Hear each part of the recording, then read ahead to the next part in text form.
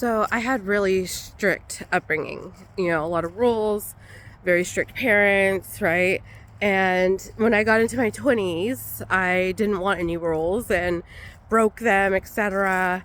And then in my 30s and now in my 40s, I'm realizing that there's like going from one extreme to another and back to the middle to find like an equilibrium that works for me, right? And everyone's equilibrium is going to look different, right?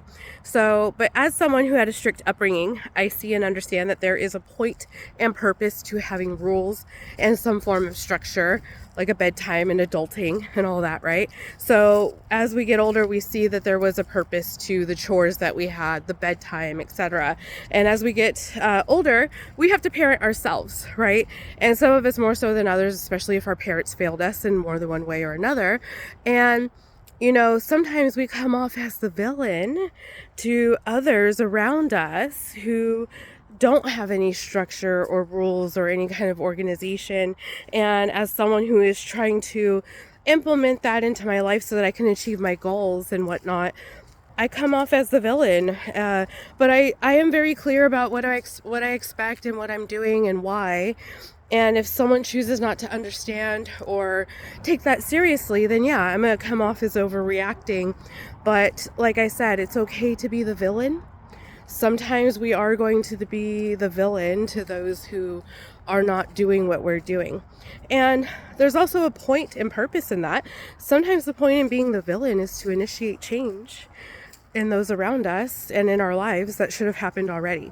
And being the villain can be hard, but at the same time, it's also a matter of perception, and there is a time and place for it, right?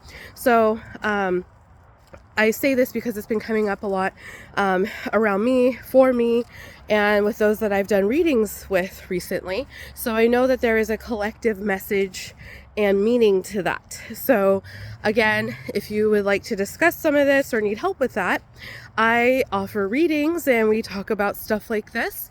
And I tailor the readings to whatever it is that you need or that would be most beneficial for you. So when I do that, I always ask, what does this person need? What's the message from their guides and higher self to help them get the most out of this session? And like I said, I just bring this up because this is something that is coming up a lot. A lot of people are having issues with family, relationship, and whatnot. And also here in America, it's an election year, so that's like the ultimate way to divide us and whatnot. So again, if you have any questions, feel free to ask, comment, like, subscribe. Have a good day.